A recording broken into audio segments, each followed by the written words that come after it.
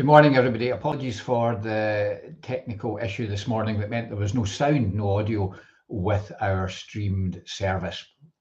Given the nature of the theme of the service and in light of what's happening in the political world at this time, I felt it would be good to come home and upload the sermon.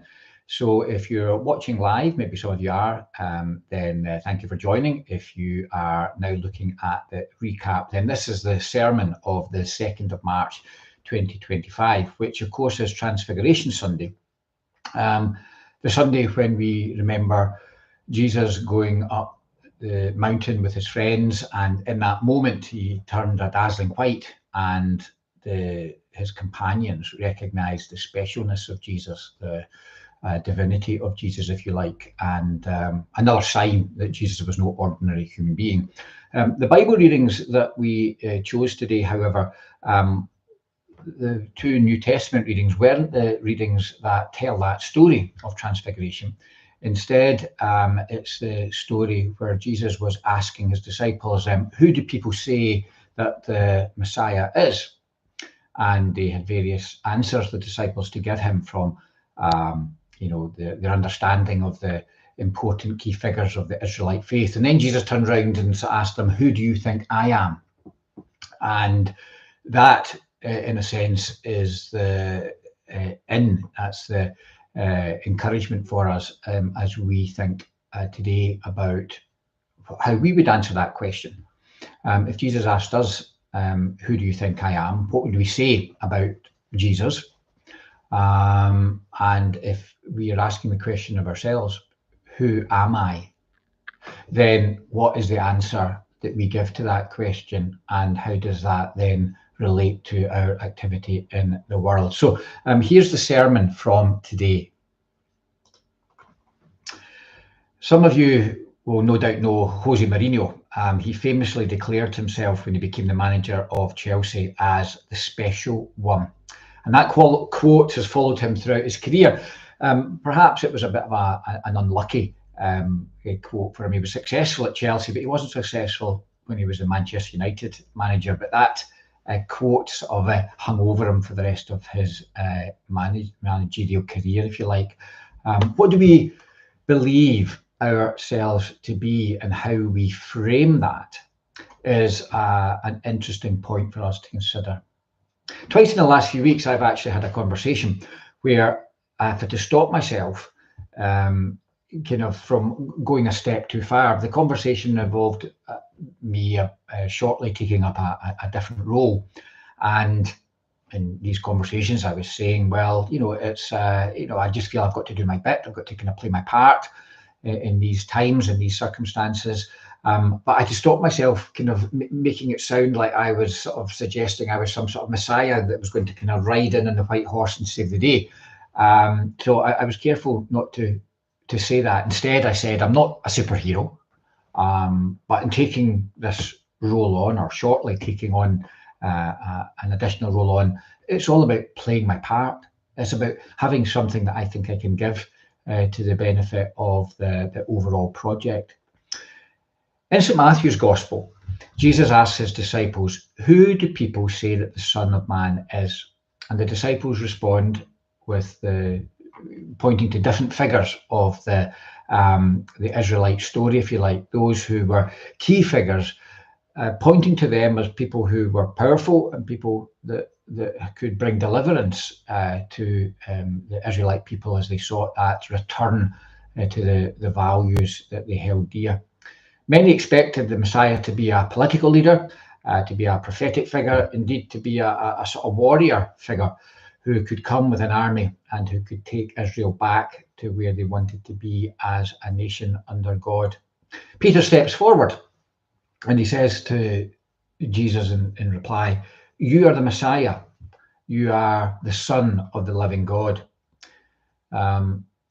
As I alluded to at the beginning, Transfiguration Sunday is a Sunday when we, in a sense, think about that divinity of Jesus. Who was Jesus? Well, on the mountaintop, he became somebody that was almost not human.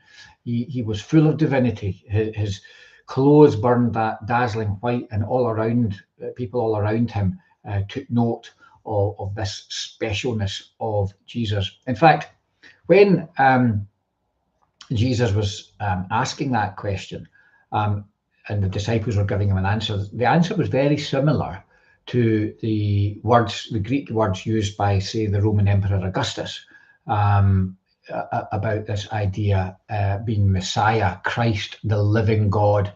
And that play in words is something that those who listened to the story of this event would have recognised in the words of the gospel, that the emperor used these words to describe his role, being the leader, being like a living God, and with a small g, of course.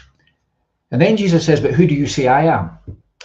And I wonder, Jesus, in asking this question, I think there's maybe two reasons why he could have asked this question. One, because he was testing the disciples. Over the last few weeks in church, we've been considering the signs that Jesus was using to try and convince his followers that he was something for them to put their hopes in, that he was special, that he was, in a sense, the physical characteristics of the living God. And we've spoken over the last few weeks about these signs that Jesus was performing, not to kind of show off, not to kind of show himself some sort of magician, but just to point to something incredible happening under the Spirit of God. So maybe one of the things he was doing was testing the disciples. I'm going to ask this question: who do you think I am now? Almost have the signs and have my teaching in the previous weeks, months, have they resulted in you forming an opinion, a true opinion of who I am and what God is doing? Maybe they were testing, maybe Jesus was testing them. However, the second thing, and I quite like this idea, maybe Jesus was looking for help from his disciples to try and give him an answer to that question that had been burning away inside him for a long, long time. You can imagine that Jesus was having sleepless nights, trying to identify who he was. That Jesus maybe took walks in the garden, took walks in the wilderness, walks up hills, just to try and get away from it all, to try and help get an answer to this question. Actually, who am I? So maybe Jesus was actually genuinely turning around to his friends for help, to help answer this question for himself. So it's a good question. Who am I? Maybe it's a question that we should ask of ourselves every day, in fact, because the answer that we come up with influences so much of what comes next: our behaviour, our actions, our scope of activity, our relationships with others. Sadly, so many people in today's world, I think, stoke up their own egos to the extent that they elevate, inflate their personal sense of who they are, going beyond levels that are reasonable. And we see it in different walks of life: celebrities, top church officials in all denominations, politicians, top dogs in business. How often are we seeing today individuals where clearly they have developed this false sense of who they are, and that's almost led them to believe that they are superior to others, that they are above reproach, that they're beyond the law. And the outcome of that, sadly, in so many circumstances, has been the abuse of power. In today's political landscape, individuals need to be very, very careful about that circumstance of inflating their position to the extent that they actually believe themselves to be utterly, utterly superior to everybody else. I did write this sermon before the events that happened in the Oval Office on Friday. But when I saw what had happened, and when I reflected back on what happened in that meeting with Trump and Zelensky, I remembered what I had written just a day or so before. What I wrote was this: who am I? Oh, I'm the president of the United States. I'm the president of a superpower, the most important, powerful nation in the world. I'm a powerful man. I'm a deal maker. Or who am I? Oh, I'm a very rich man. successful in business. I've been appointed by the most powerful man, the president, to run a department of government, and I've been given the right to run it any way, which way I choose. Who am I? We can understand that that question can be answered in so many different ways, but sadly, sometimes those in power have an answer to that question which goes far beyond what actually is suitable and reasonable and responsible.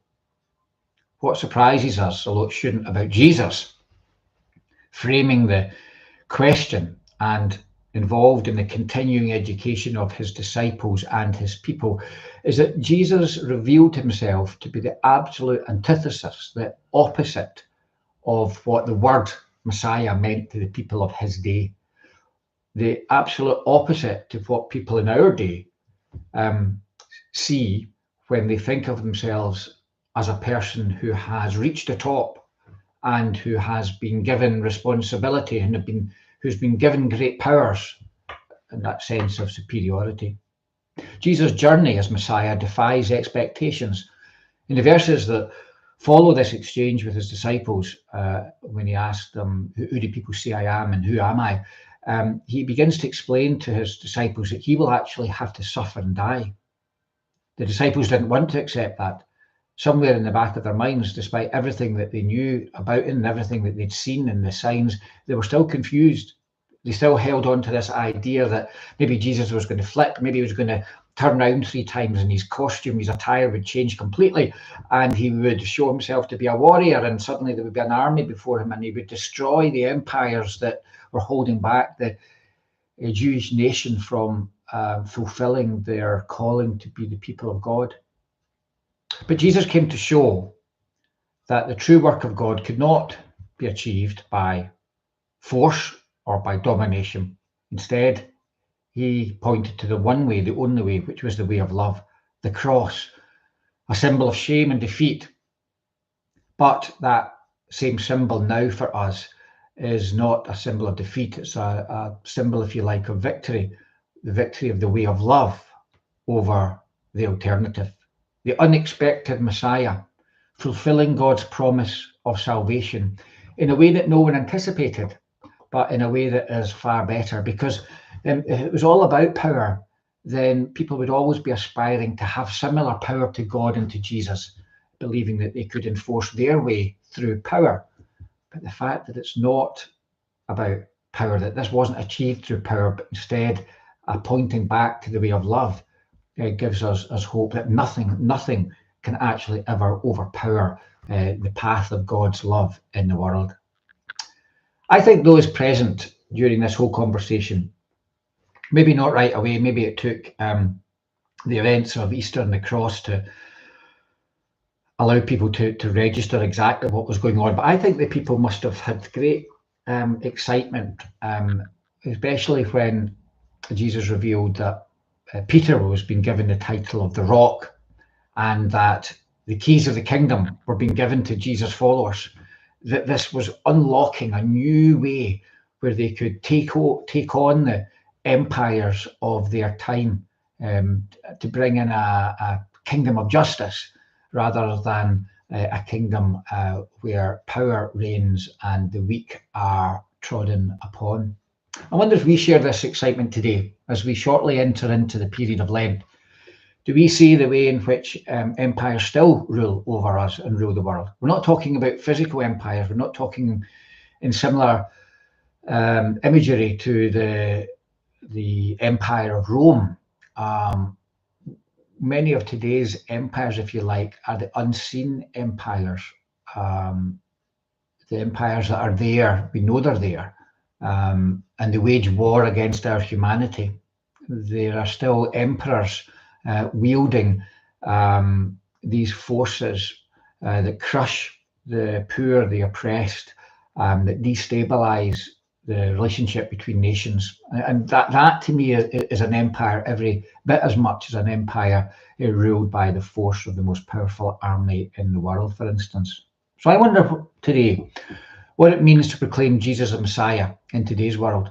What does it mean to follow him as the Christ, as the living God, to hold fast to his values and standards. I wonder what it means to call ourselves a follower of this Messiah, to call ourselves a disciple, to call ourselves a member of the church. Who are we? What makes us? What do we stand for? Jesus today is asking each of us, who do you think I am? And how we answer, I mean, all of us, how we answer the question of who Jesus is, will then trigger how we then view ourselves and answer the same question when we ask ourselves, who am I? I hope that we answer the question that Jesus is the Messiah, the living God, the Christ. And we see in that the one who opens the door of the way of love to all. And then realize that we are the rock today. We are the ones, the church, followers of God, the disciples. We're the ones who've been given the keys. And we're asked not just to unlock this kingdom of the way of love and justice so that we can enter into it and experience it for ourselves and then sort of close the door behind us after we enter. No, we're given the keys of the kingdom so that we can unlock the doors to all in the world, to all people now and in every generation. So friends, let our answer to Jesus' question be shown in how we live a life of love for God, a life that loves others as much as we love ourselves, if not more so loving others, a life that is lived in pursuit of justice and peace. We answer the question, who is Jesus? He's the living God. He's the one we seek to follow. He's the one who we want to emulate and to use as our benchmark for living. And who are we? We are Christ's followers. We are the ones who dazzle the world now with Christ's brightness, with his light. It's up to us to reveal that light and to take justice and love into all the arenas of life, particularly those where the empires of our time are holding that love back. We're the ones who can break down the barriers. We're the ones in our prayers and in our actions who can show the love of Christ. Friends, thank you for joining our short reflection. Apologies once again for the fact that we weren't able to show the streamed service with all the lovely music and the prayers and the act of the sacrament of communion. We have this now and again, and we try our best to avoid these things happening. But hopefully this message and this lesson is something that we can use to reflect on this week and give us some pointers as to what God seeks for us in our world today. Thank you very much.